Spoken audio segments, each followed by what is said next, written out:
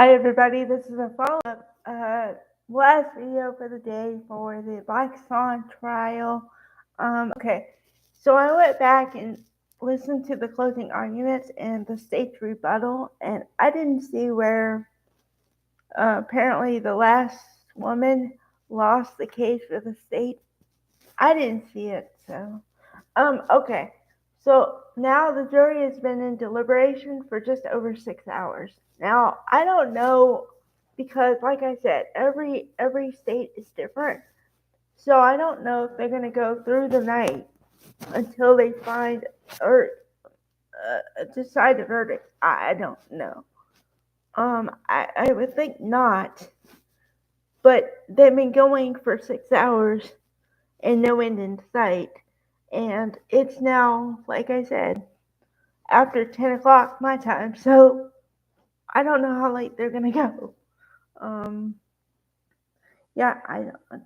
And they're in Florida. I know they're in Florida because on the seal, whenever they have a break or something, it says the Great Seal of the state of Florida.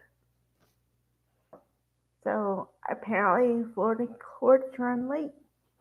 I don't know.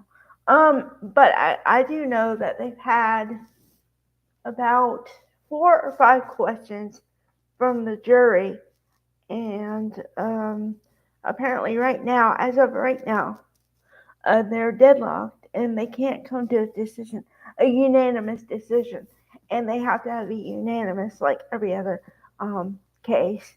But in this case, the jury is made of 6 people, not 12, 6. So I don't know. They might be another deadlocked jury for. But I see. I don't know how long. These are a couple things I don't know.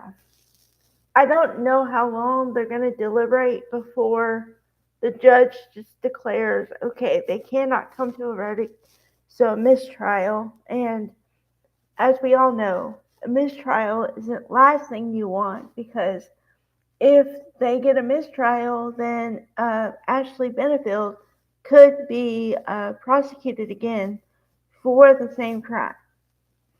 But if she's acquitted, found not guilty, obviously she can't be tried again for the same crime. That would be double jeopardy. So a hung jury is not what you want.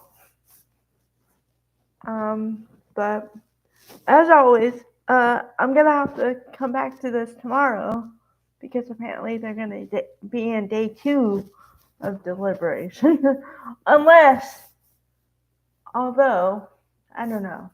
Sometimes with my luck, they might come with a verdict overnight, like literally, and I'll wake up to a verdict and be really mad.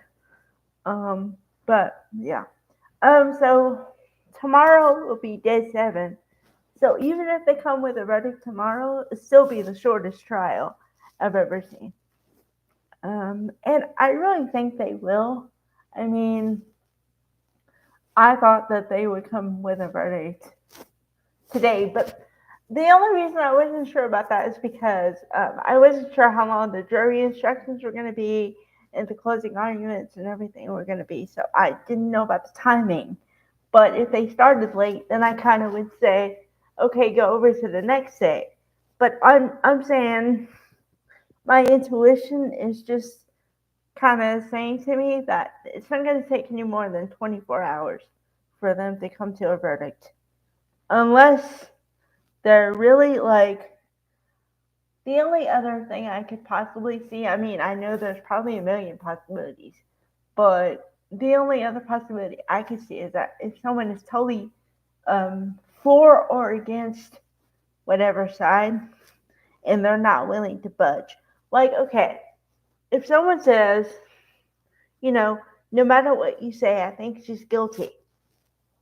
So no matter what, you're going to have a hung jury because you can't get to a unanimous verdict. Therefore, on the other side, you could have somebody that says, no matter what you say, I think she's innocent. And you still have the same problem, but different reasons. So who knows? Like I always say, there's no way you can get in the mind of 6 other people.